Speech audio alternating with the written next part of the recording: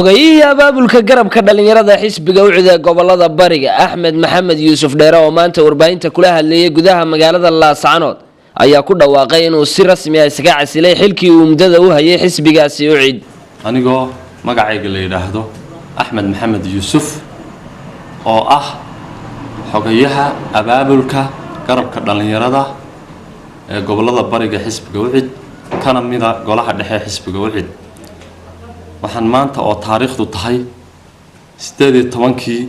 bishii 12aad 2016 iska casilay xilkii xoghaynimo ee aanu hayay xisbiga cadaaladda iyo daryeelka xogeeyihii abaabulka garabka dhalinyarada gobolada bariga ee xisbiga u cid aan weydiinay sababaha keenay inuu xilligan iska casilo xilkii uu hayay xisbiga u cid ayaa ku jawaabay walaal waxa keenay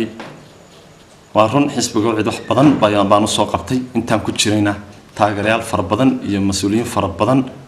oo xilal ka haysta ayaan u soo jilaabay oo aan ku soo daray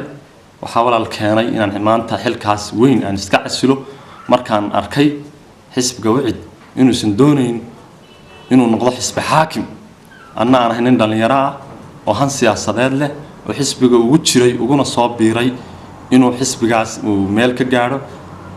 waxaan arkay xisbigii oo aan uba socon wadadii uu ku guuleysan lahaa oo wada qodxaan badan oo qodxayale maraya marka waan sababaan isaga si dhex fadhiisto oo waqtigu igaga lumo xisbiga u cid ma jirto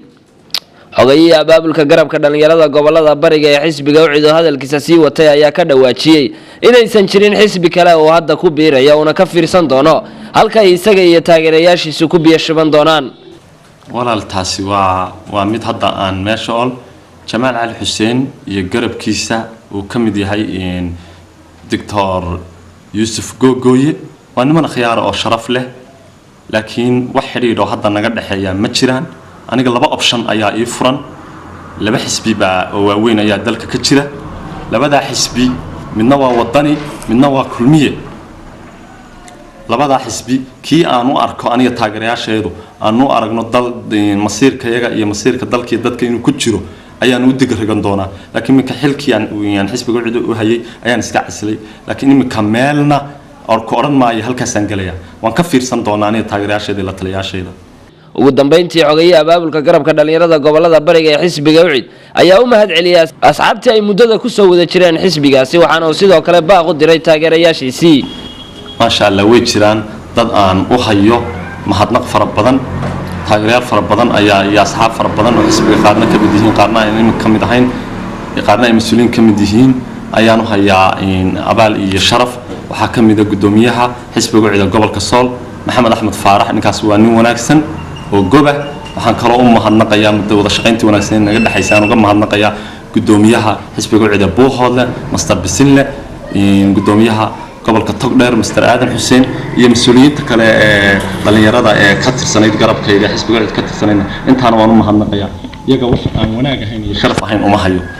siyaasi Axmed Maxamed Yuusuf Dheere oo kamid ahaa mas'uuliyiintii ugu sarsareysay ee xisbiga u cid gobolada bariga ayaa maanta iska casilay xilkaasi isagoona taageerayaal ballaaran ku lahaa gobolkani Sool walow ay taageerayaashiisu ka war dhowrayaan halka uu ku biiri doono muddooyinkii ugu dambeeyay ayaa waxaa xisbiga u cid ka huleelay mas'uuliyiin miisaan culus ku leh siyaasadda xisbigaasi oo ay ka mid ahaayeen musharaxii madaxweynaha xisbiga u cid Jamaal Ali Xuseen ku-xigeenkiisii Cabdirashiid Xasan Mataan iyo sidoo kale xogeeyihii guud ee xisbiga u cid Samiir Saciid Bila Muqbaaya xorta ee Bulsha TV Laascaanood